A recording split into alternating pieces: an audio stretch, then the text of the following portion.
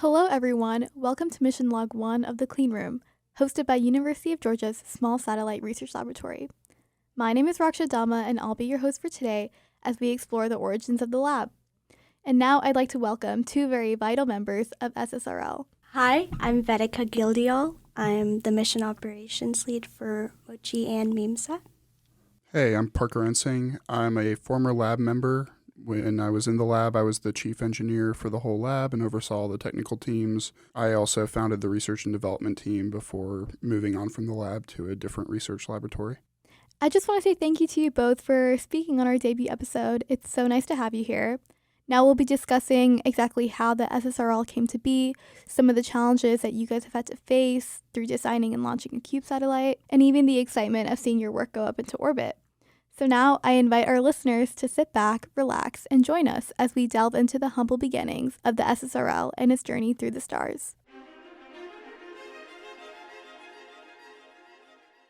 So my first question, to kind of get a more insight into both of your backgrounds, when did you guys join the lab, and what kind of inspired you or caused you to join SSRL? So I joined the lab in November of 2019 on the Mochi Electronics team, and I was working on the Max 21E SPI interface, and it was fun, but to be completely honest, it wasn't my best work. And so I kind of looked for other opportunities, and I found myself on the mission operations team. Currently, they were working on SPOC, and they needed help with the interface for the telemetry screens, and I kind of just got into that, and that's how I ended up on mission operations.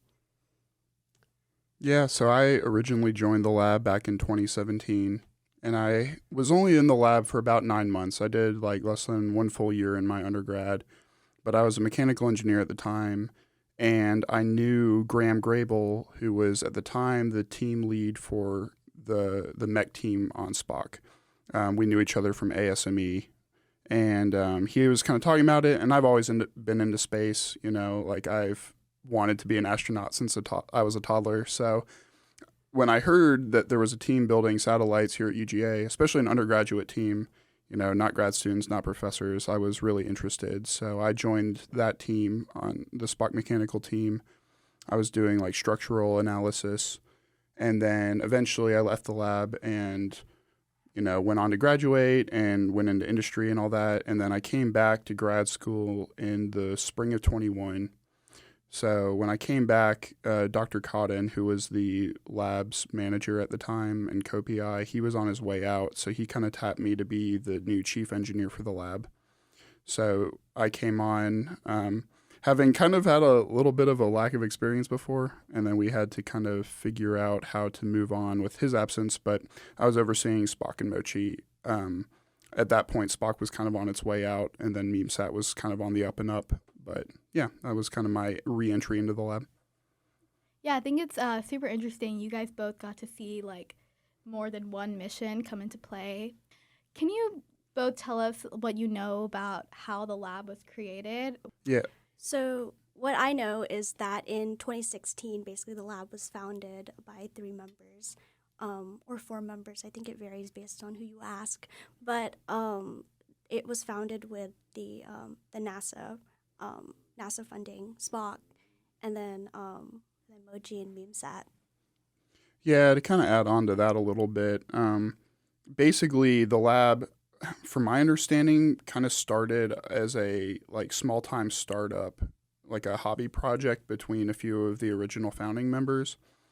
And they were kind of, I think it was Caleb Adams, he's the big name you hear a lot, and then Hollis Neal. And they had been kind of talking about how, is there a way to build a satellite, something that can actually go to space with parts that you can just buy at stores?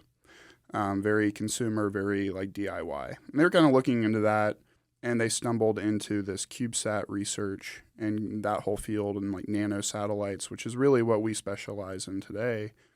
And I think the idea has kind of shifted from being more of a startup to let's see if we can get a PI and let's see if we can actually do real academic research with these things. So The process after that is a little hazy to me, but like Vedika said, they acquired NASA funding for the SPOC mission, and that was really the first big step to formalizing the lab. And I think that was around the time they were kind of meeting up with Dr. Cotton and Dr. Mishra, who were the two co-PIs at the time. And then eventually after that, funding kind of came through even more with Mochi. It was SPOC first because what happened was I think they had that competition for Mochi where they got the from the Air Force, the University Nanosatellite Program funding. But I feel like that interest came from after the lab was actually like put into place and we had undergraduate researchers, and then we went into that. Yeah, as you can probably tell, the lab mythology is a little up in the air, especially since most of the people that were present for those events have been long gone. So it's just been kind of word of mouth storytelling and passing down tales of our ancestors. I'm one of the newer members of the lab, so I think like it's really cool to hear just kind of it's almost like they're like tall tales. Yeah, definitely. We kind of have 3 generations in this podcast right now because we have Parker, who was here literally from 2017. Yeah. I came in 2019 and you came in 2022. So it's very cool how things have continued on like that, and the interest has never really faded. So I would like to add, UGA actually does not have an aerospace program, correct? yeah, so within the physics department, we do have an astrophysics degree, and many of those people end up joining the lab through, to join various teams. But in terms of the engineering side of things, we don't have an aerospace degree at all. There was some kind of talk a couple years ago about creating an aerospace minor. If we ever get an aerospace minor, I wrote the blueprint for that. That's really cool. Yeah. So like SSRL was basically built from like the ground up, which I think is super like inspiring. Mm-hmm. As we continue, I wanted to talk about SPOC. So can you guys tell me like what is SPOC, what does it stand for, and why that was chosen as the lab's first mission? Yeah, so SPOC stands for the Spectral Ocean Color Satellite, and its primary purpose, to my understanding, was to monitor like the ocean color and then monitor like the coastal health. Mm-hmm. And my primary overview of SPOC is through the mission operations team. So I was mostly involved in the communication system and developing like the ground station software.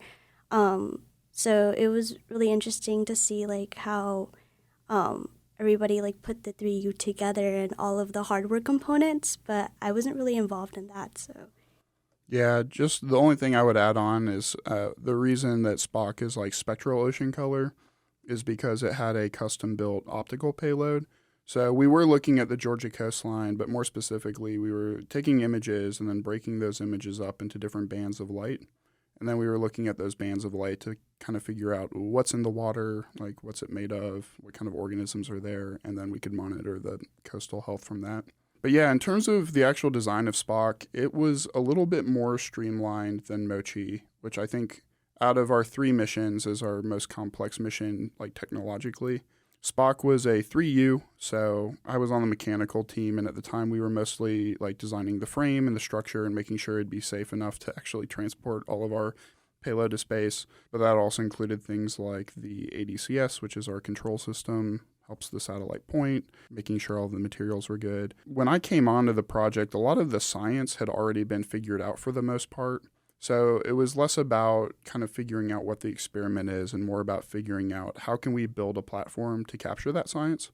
Matthew Hevert was a mechanical engineering student on our team as well, and he was in charge of designing SPOC-I, which was really like the payload for SPOC. So it was really cool to be there while he was in that process because it was an incredibly complex little optical payload, especially one designed all in-house on our first go. I also think it's really interesting because a lot of the work that went into SPOC directly contributed to the early ideas of how we would redesign Mochi and make it better. Just with Mochi being a 6U and having just an entire 3U like set of blocks just for the camera, whereas I believe SPOC just had SPOC-I as the camera. Yeah, so SPOC-I occupied about 1U of space. And at the time when SPOC-I was being developed and SPOC was kind of reaching that phase, Mochi was still only a 3U. We were very far away from our current design on Mochi at the time, but all of that was really laying the groundwork for where we are now and all of the redesigns that happened in between. Then towards like the later SPOC launch period, that's where I was kind of more involved. I remember like when we sent off SPOC to like the NanoRex in August, and then we had some issues where I think Antares got delayed, so we ended up launching in November. For the communications, we were actually building the software for the ground station up until launch. We were using Bala Aerospace Cosmos, and it was basically like my job was creating telemetry screens and using Ruby and Python to try to basically code out like how are we going to send our data to our telemetry screens, how are we going to uplink, how are we going to downlink and receive. Our biggest success for like the MOPS team was being able to uplink to the satellite, being able to downlink, being able to send packets and receive packets, and creating like the SatNogs network where we made friends who we were able to talk to about our satellite and like communicate about the ground station. So that to me was like my experience with SPOC. While we're on the topic of like your biggest successes, what would you guys say was like the biggest challenges that you had to face? Well, one thing that comes to me very like instantly is just the timeline we had for MOP with like the development of the ground station. So in such late stages of the satellite, it became really hard to test. I really wish we had more time to test and like be able to test our communications. Just from the software segment, I think like on a hardware segment, we were ready to go. Yeah. In terms of my personal experience, I think one of the things that surprised me the most about the lab was how dull some of the work can be, which seems a little weird to say. I think we project out this image of doing a lot of very kind of novel, technologically challenging orbital science. And like that is a cool idea for a lot of people. It attracts a certain kind of motivated, hardworking person. And then when you get into the lab, not only is there just like so much going on just due to the complexity of the projects, but like there are a lot of things that just need to be done that kind of like no one wants to do because they're just not that interesting, or they're just like especially challenging or really ill-defined or something. And I know I struggled because at the time the team was a lot smaller. That meant that a lot more responsibility was placed on each individual person. Also at the time, it was my opinion that our planning around certain deadlines was not as optimized as it could have been. There were a lot of times where we were kind of just told that like if a deadline was coming up and it wasn't done, you're expected to like grab a cot and sleep in the lab. And like that was really off-putting to me. Having had that reality check, I think it really set my expectations for the kind of work ethic and self-discipline needed to really perform well in the lab. So that was kind of like my personal challenge I had to overcome. And then in terms of the lab, I think the biggest thing, and this remains our biggest challenge, is that none of us know how to build satellites. Like, we are here to learn. It's an educational opportunity. It's a very rare educational opportunity. Part of that means that there aren't a lot of excellent resources that you can just tap into to get that information. We kind of have a lot of loss of knowledge. People, stay in the lab for a really long time and get really good at what they do, and then they leave. And if that communication isn't channeled correctly, the new people coming in kind of miss out on that, right?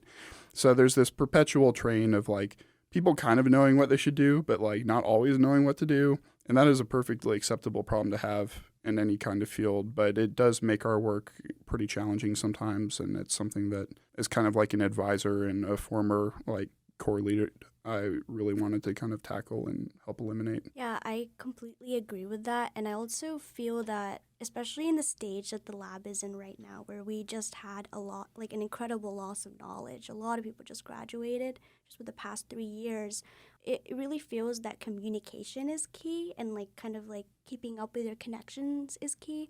And I really want to move towards having like more documentation and having more like in-lab resources to go and have a good understanding of the material before you go out and ask connections, so we don't end up in a situation we've had with our power budget where we went to Godfrey and we were just like, hey, I've never made a power budget before. We need to make one. How did you do this? I've never looked at this before.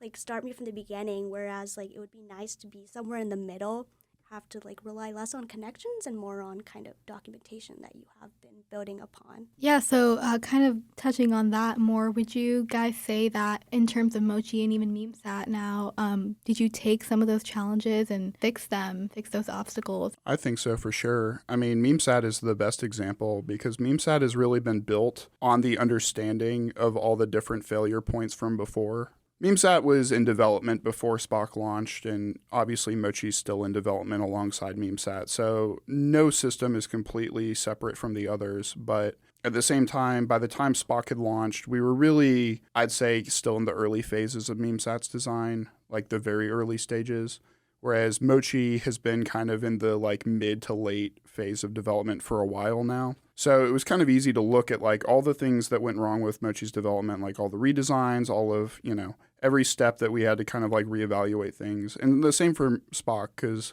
spoiler alert, SPOC didn't really work as we intended it to. And some of that it's on us and some of it isn't. But either way, we were able to take a lot of lessons learned from that experience and apply that to MemeSat. It also helps that MemeSat is the technologically least complicated of the missions. It's built almost exclusively with like consumer hardware. It's done on a very tight budget, a smaller team, I'd say, than SPOC or Mochi got. So it's kind of our like scrappy underdog, but they in many ways have the advantage on like knowledge and information and education. So it's a interesting comparison between all three. I agree with that too because I really think that MemeSat is the best example of lessons learned from SPOC and even Mochi. Even though Mochi hasn't launched yet, a lot of the work that went into building SPOC, those same people were working on Mochi as well.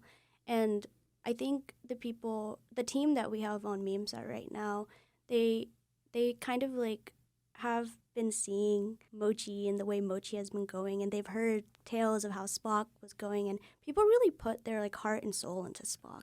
Like SPOC took hours and days and even years of people's time to build, and when it launched, I think it really was a proud moment for them. But I do think they were very hard on themselves with just the outcome of their particular project and how they think it could have been. The people who were working on Mochi and even MemeSat now at the time, they saw that and they really took it and they learned from it, and we were able to like just come out bigger and better and kind of like learn from it. I think improvement is always the goal, always room for improvement. You mentioned the SPOC launch. How do you guys think that felt? I know you said it was a proud moment for them, but kind of delving in deeper into that.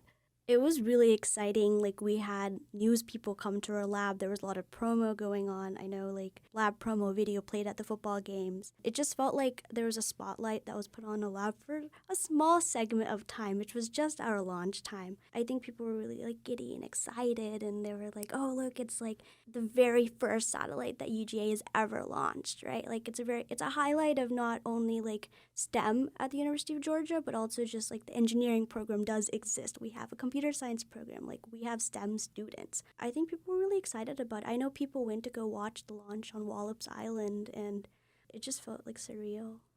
Yeah, I share a lot of those emotions because our engineering school is very new. It hasn't been around that long. Like when I was in my undergrad, the mechanical program still wasn't accredited. I mean, to address the elephant in the room here, like we get a lot of people that apply to the lab, but also the College of Engineering and Computer Science that are kind of like, well, I'm here, but maybe I'll get a tech eventually or I'll transfer something. Like that's always a conversation you hear a lot in the halls of our STEM buildings here. Yeah, I'm doing STEM, I'm doing cool stuff, but like I could go to another school. I've always been resistant to that idea because I personally try to make the most of every opportunity given to me. And I remember watching SPOC launch. I was watching the live stream on YouTube. It really just hit me very hard that we can plant our flag in the soil of success and say like UGA's engineering school has put something in space. And not even like when I say engineering, I include computer science and physics, and like every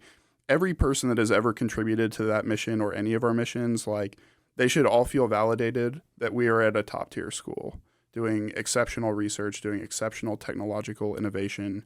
And like I always felt that was true, but it never felt so visceral as the moment we watch SPOC like leave to go to orbit. that changed my perspective. It gave me a lot of faith in what we were doing, because before then it was just a lot of like cross your fingers and hope this works. And then like we made it to that finish line, and that was a huge moment for a lot of people.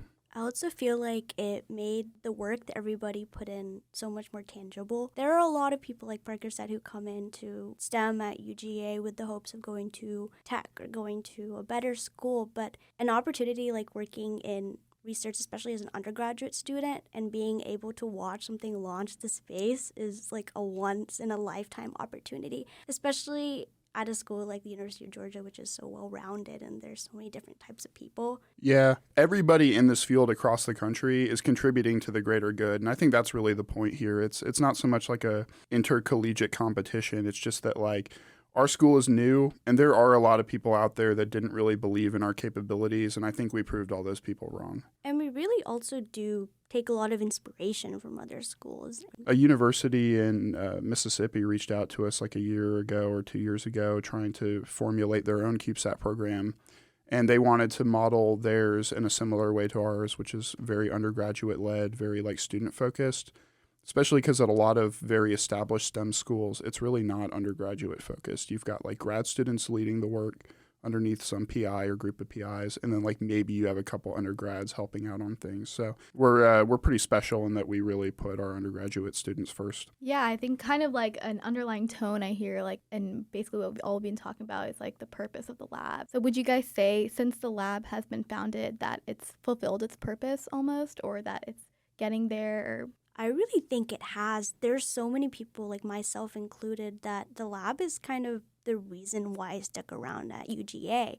It kind of is such a defining characteristic of my college experience. I just can't imagine doing my undergrad not being a member of this lab. Like it's a very defining characteristic of just my college experience. Yeah, I think the lab has totally fulfilled its purpose.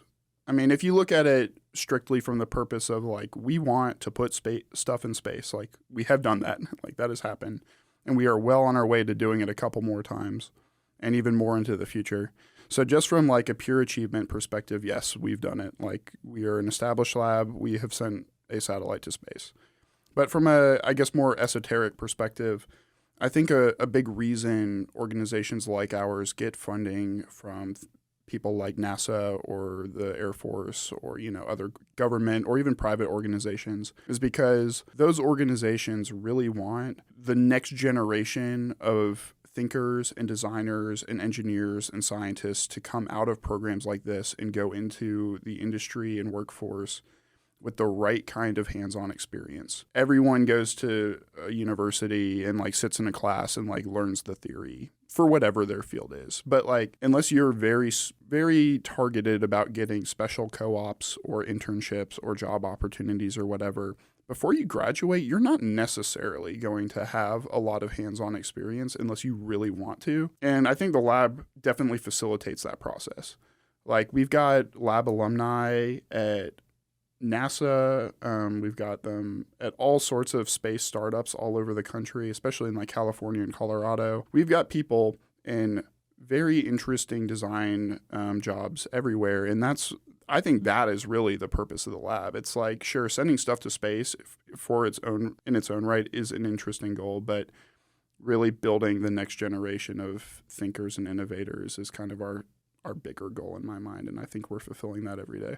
I also agree with that. The lab's purpose is, I feel like in the essence of the lab, is to teach about how would you build a spacecraft, how would you build a CubeSat, and how would you work in a team of people to kind of meet those strict guidelines and make progress on that. And it really teaches people how to work in a team, how to follow like project guidelines and be able to manage yourself. So it does like fulfill the lab's purpose, which is if you want a co-op, if you want an internship in college, it really trains you. Like almost all of our lab alumni, like Parker said, they go to startups, they go to NASA, they go to Northrop Grumman, Lockheed Martin, Raytheon. They go to all these amazing places and they just like take the knowledge that they have and they bring it back to the lab as well. It's just like a circle of just like cool information and cool people just interested in space and satellites. Yeah, that's amazing. And that's like a wonderful note to end on as we kind of wrap up our first episode. Thank you guys so much for